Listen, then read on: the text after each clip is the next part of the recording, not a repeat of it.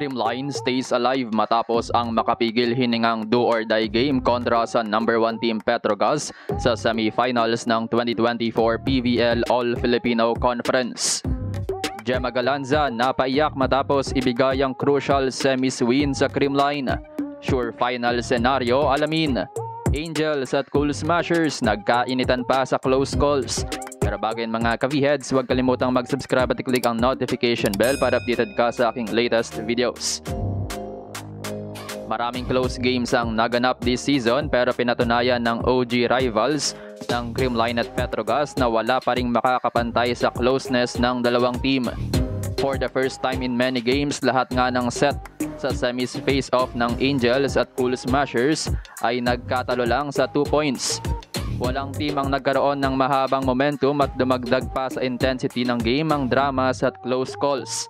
Bugbugan para sa final slot at nakagantingan defending champions mula sa kanilang first time encounter, winning in 4 super close sets, 27-25, 23-25, 27-25 at 26-24. Pinahirapan ng Petrogas ang Creamline sa service receive sa umpisa ng game, scoring a 5-1 early run.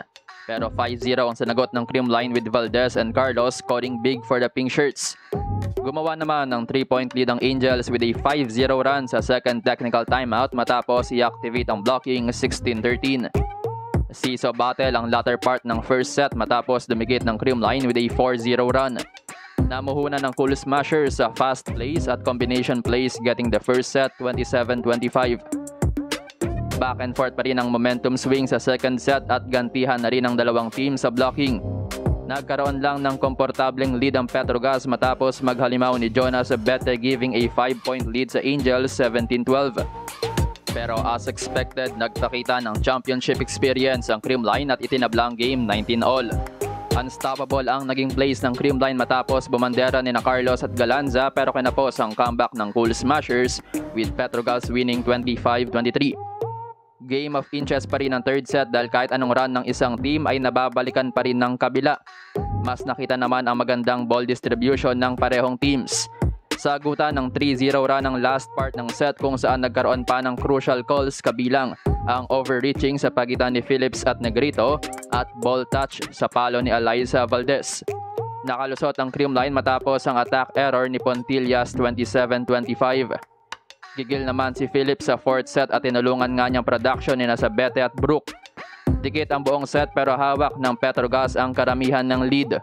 Unang hawak ng Creamline sa lead advantage ay sa mismong match point 25-24. Pero bago tumuntong ang Cool Smashers sa match point ay binura muna nila ang 2 set points ng Petrogas at kinumpleto ang 4-0 run to steal the set and the game, kabilang ang back-to-back points from Gemma Galanza 26-24.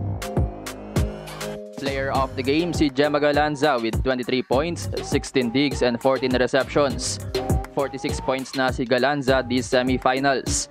Almost 50% din siya sa attacking at mahigit 50% sa receiving. May 21 points naman si Carlos, 11 points si Panaga, 10 points si Valdez. Sa kabilang banda may 22 points, 13 digs and 13 receptions si Brooke Van Sickle, habang may 22 points, 10 digs, 19 receptions naman si Jonas Bete. Big time din si MJ Phillips with 17 points kabilang ang 7 big blocks at may 10 points naman si nang Aiza Maizo Pontillas. Sa team stats, abante ang Creamline sa attacks 62-61 at sa aces 5-3 pero 17-10 ang lamang ng Angel sa blocking. Isa naman sa naging pamatay ang errors ng Petrogas with 26 habang nalimitahan ng Creamline ang kanilang errors sa 18. Isa naman sa naging edge pa ng Cool Smashers ay ang non-scoring skills, dominating the digging and setting departments. Dahil sa panalo ng Creamline, lalong gugulo ang standings dahil bago ang game ng Cheritigo Chocomucho, Flying Titans na nga lang ang walang talo so far. Crucial nga rin ang inabot lang ng 4 sets ang game dahil mas umangat pa ang Creamline sa standings ng Petrogas in terms of points. Parehong team ay may 1 win and 1 loss. May 4 points ang Creamline at 3 points ang Petrogas. At sa parehong teams, must win pa rin ang huling semis game. For Creamline, kailangan lang nilang manalo in 3 or 4 sets para sa sure finals. While for Angels, mas safe na manalo sila in 3 or 4 sets para sa mas malaking chance sa finals. Sa linggo, May 5, magkakaroon ng final verdict kung saan haharap ang Creamline kontra sa Cheritigo 4 p.m. at bugbugan naman ng Petrogas at Chocamucho 6 p.m.